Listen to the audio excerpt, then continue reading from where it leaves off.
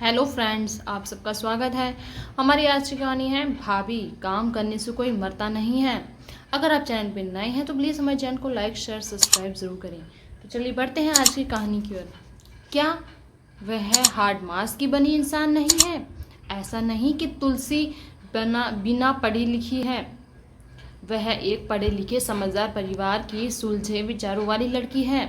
मगर हाँ, अब उसे शादी के बाद ऐसा लगने लगा है कि वह निरी बेवकूफ़ है। कभी कभार तो उसे अपने ऊपर ही शक होता, कहीं वह वाकई तो पागल नहीं हो गई। मायके में तो लोग चटकारे लेके उसके हाथों के बनाए व्यंजन की तारीफ करते थे, मगर अब उससे कुछ भी नहीं आता।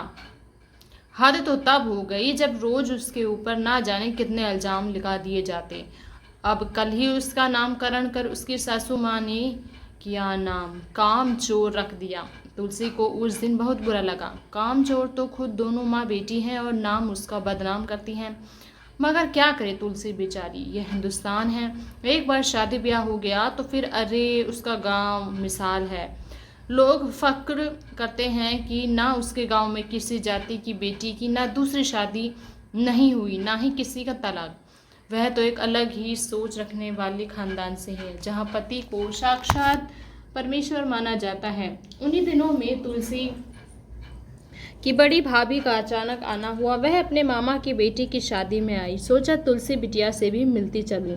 वह आई अपनी प्यारी नंद के रूप में सखी से मिलने, मगर तुलसी की दयनीय हालत देखकर उसका मन द्रवित हो गया।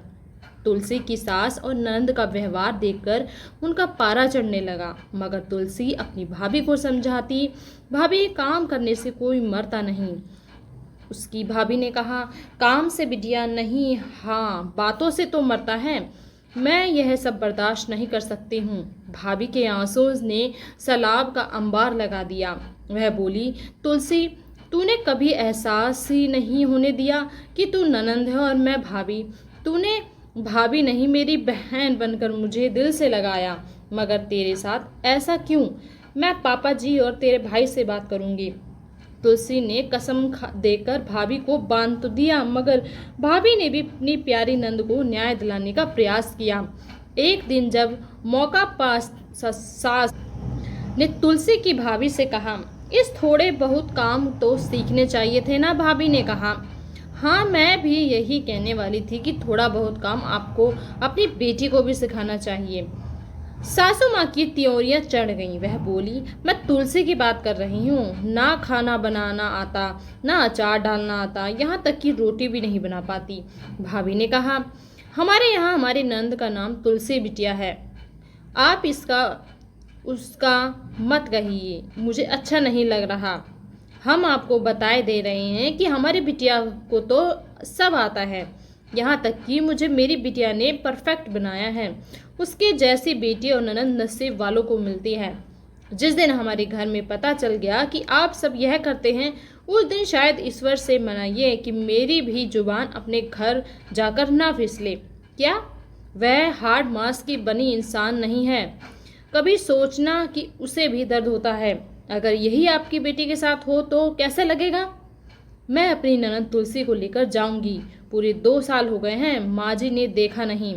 जब भी बुलाने आते हैं आप लोग बहाने कर भेजते नहीं। भाभी अपनी ननद तुलसी को ले तो गई। पूरे 2 माह के बाद जब जमाई राजा लेने आए तभी उसके साथ ही ससुराल भेजा और साथ ही अच्छे से रखने की अपील भी की। अक्सर ऐसा होता है, बहू अच्छी होती है वहाँ सास नंद में कमी होती है, और जहाँ सास नंद अच्छी होती है वहाँ बहू नहीं होती, बहू में कमी होती है। यही सदियों से चला आ रहा है। परफेक्ट तो दुनिया में कोई नहीं, लेकिन कोशिश में क्या हर्ज है। तो चलिए अपना दायित्व निभाते हैं और समाज में व्याप्त बहू और बेटियों को अलग आईने देखने की प्रथा का सम्मान करें। पहले अपनी बहुओं को बेटी का प्यार दें, उसके बाद उनसे अपेक्षा रखें कि वह भी अपनी माँ जैसा आपको प्यार करें। तो दोस्तों, कैसी लगी आज की हमारी ये कहानी हमें ज़रूर कमेंट करके बताएं, और ऐसे ही कहानी को सुनने के लिए बने रहें हमारे चैनल के साथ। और अभी हमारे चैनल को सब्सक्राइब करें, लाइक करें, शेयर करें, और मिलते हैं ऐसी और किसी कहानी में। बहुत बहुत शुक्रिया।